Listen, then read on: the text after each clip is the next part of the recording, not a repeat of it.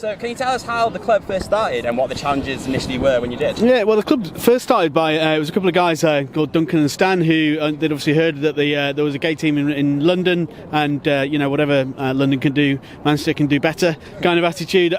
Duncan, I think at the time, worked for the health service, and he was involved in gay men's health initiatives, and so got a bit of funding through that to get a few guys together. And I think there was a first meeting where there was kind of a dozen or so guys in Via Fossa met up for a pint and a chat. Looked like there was enough interest, and they started training from there. And then it was about 6 or 8 months after that the first game between two gay rugby teams took place as part of Manchester Pride in 1999. Tell us what it's like to actually be a Spartan. To be honest, it's no different than any other sport or any other team. You're kind of part of a community, and you get involved as much as you or as little as you want, and you play a sport. There's no real difference than any other club that I've ever played at. Not that I've played at that many, but it's the community side of it that's different. When you go out into the village with the guys, you see a completely, for me personally as a heterosexual male, I see a completely different side of life that I probably won't be involved in that much. Not that it matters to me, but I would never normally go there that often, and when I do, I'm completely accepted, which is kind of the reverse of what it is for other people. So it's nice to see that acceptance and how acceptance does work. To be honest, I love it. I've been a member for about, this is my third season now. And when I joined, I didn't actually know that they were an inclusive club. I was just actually looking for a club to play with again. Whenever I first came down, there's just so many guys that have just welcomed me straight away, like made me feel part of the team.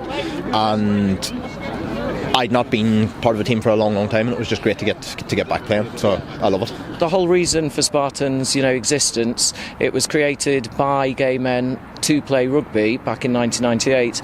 I think that's carried through, and it's really important. Ultimately, we want to recruit people that have maybe never been educated in rugby by growing up because they're fearful of it being too macho or whatever. So opening up this brilliant sport to people that may never have contemplated playing it is pretty important and a vital thing in society, really.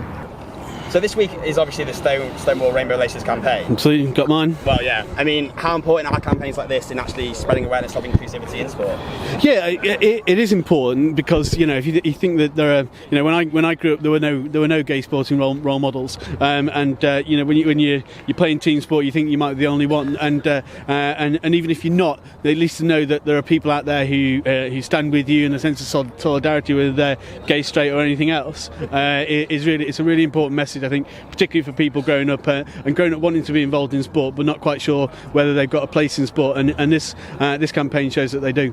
I think the work that the club does itself, in terms of we show up to games and we play rugby first, I think that's very important. The Rainbow Laces is nice, and to a lot of people it means different things. To me personally, I've had Rainbow Laces in since they started, and this year I've not dug them out yet or got a fresh pair, but it's just one of them things. But sometimes I think things like that, as much as they're taken on by the Premiership in football and things like that, sometimes it's more a bit like lip service, if I'm honest.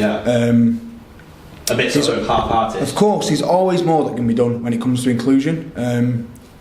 One of the main things is people actually getting involved, and acceptance. Acceptance is the biggest thing, to be honest. I think it's massively important because, like I say, I didn't even know it was an inclusive club, and I'm actually a straight guy that comes down here and plays with these guys, and I have to admit, before I joined the Spartans, I wasn't aware of how much a difference it can make. And one of the things I really, really do love about it is you see guys that come down and they've maybe been put off playing sport when they're younger, and even after a few weeks of them playing, it's just the change in them in terms of confidence, in terms of the friends that people seem to make. It's brilliant seeing that. It's really, really good.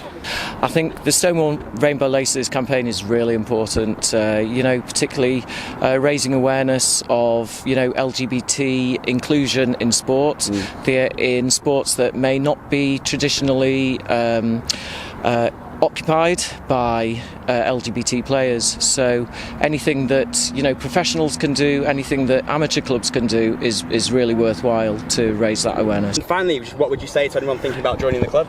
I think if you speak to so many of the guys I play with week in, week out, they'll tell you that joining the Spartans for them has been one of the best things they've ever done, and that's replicated in so many of the other gay rugby teams and other gay sporting teams. It is not only a kind of a real sense of sporting togetherness and teamwork and the sporting side of it, but it's also a ready-made social network as well. And so we pride ourselves on providing a high-quality experience on the pitch, but then also having a lot of fun off it as well.